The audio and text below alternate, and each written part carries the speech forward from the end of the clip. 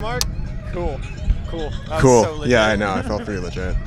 So I'm here with Josiah, Paul Negro, got Drew McLean, Aaron Mazzaconi, Mike Catell. Daniel Pasca, Brett's got his cool car here. some Bald Eagle valve covers. 1JZ, it makes cool sounds.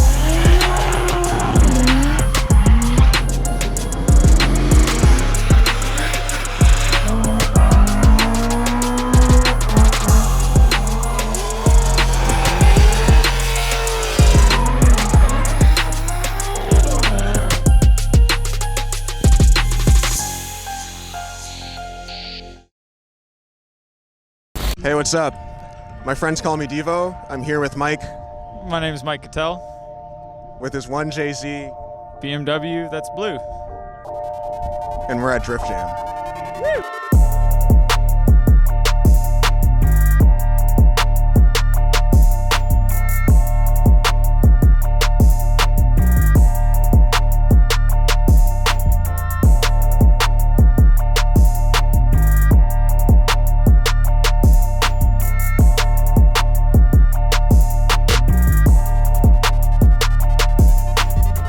All right, so I'm here with Mike, Catell. and he's got a fresh build. It's a 1JZ E46 that he spent a lot of time working on over the winter. We're gonna have a bunch of shots of underneath. It's got a bunch of PBM stuff. We're gonna take a pretty close look at it.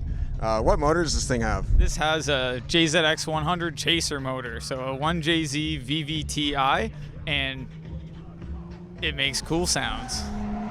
And the best part about having a 1JZ E46 is that it comes with a mustache. So let's take a closer look at this thing.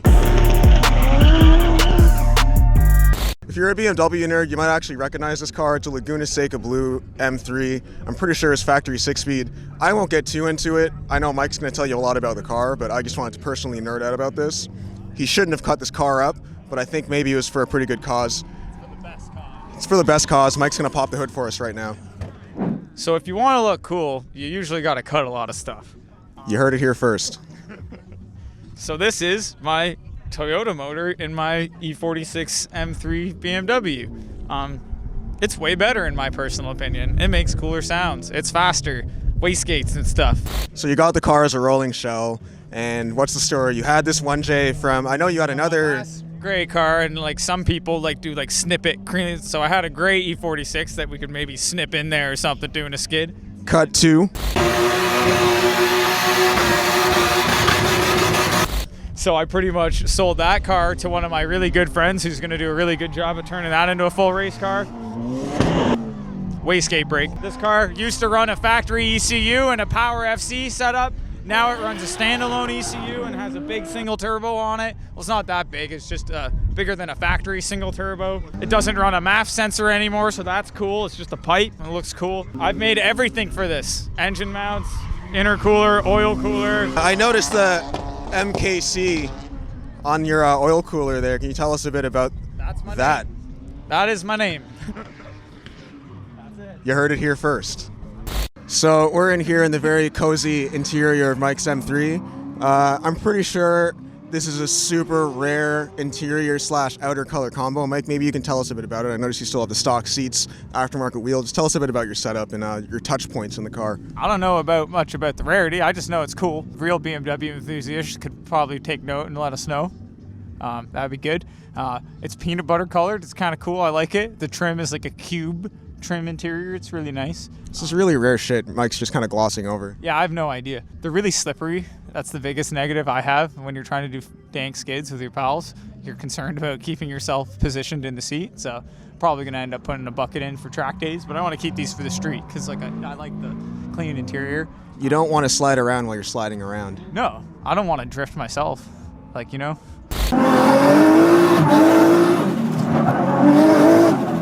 All my gauges are down there in like a stockish location, which I kind of like because it doesn't have like a big gaudy gauges everywhere. So it's cool, it's clean. The speedo works, that's pretty cool. My other car, the speedo didn't work, so fuck yeah, M3 baby. R154, even though everyone talks shit, I love it. I beat the shit out of it. I've never broken it. I'm gonna break it now because I said that, but I love it. How many seasons have you had this R154 for? Like 4. 4 seasons on one R154, and no one treats trannies worse than this guy. kick them. I was gonna say that you can go simple and just do something like coils and wheels, but this is so fucking overboard. Like this car's ridiculous. This is so much more. Like it does have coilovers and wheels, but it's got a bunch of other stuff too. It's got like what do you have underneath for suspension? The suspension's a full PBM kit, so it's their new like full true rear coilover, and we'll probably head over to the back in a minute and we can try to get some sneaks there along with some Vibrant Performance titanium tubing on the rear. She's got some titanium on her. Whoa. Titanium. Whoa. Whoa. Whoa. So let's sneak to the trunk. Yeah, let's go back there. All right. So I'm inside Mike's trunk, and it's actually not that bad. This is probably the most comfortable E46 trunk I've ever been in. Oh, hey, man. How's it going, dude? I was kind of getting poked by one part. You're getting really in-depth, I see. Can you give me a bit more info on this bar you've got? This rear strut tower bar is, I made it. It's welded in place for the true rear coilover and to mount the subframe a lot tighter up to the frame. They kind of bolt right through. BMWs pull the floors out. That's a reason why I ruined this car, because I got it with the floor out, so try not to care too much, people. Tell us about this exhaust, because it looks pretty aggressive. Like it looks kind of M3-ish, but I know that there's something up with it, especially just by the way that it sounds hearing you pull in the front straight. So give me the rundown on your exhaust from front to back. Well, from front to back, it's open scroll T3, T4 style manifold that you can fit either or turbo on, and then a GT35 to a 3-inch downpipe. Everything up front for heat management's been Cerakoted by my good buddy Sean at Red Tower Armory. Everything's holding up awesome. Stainless piping from there back that I made all myself, because that's kind of what I do for I do exhaust.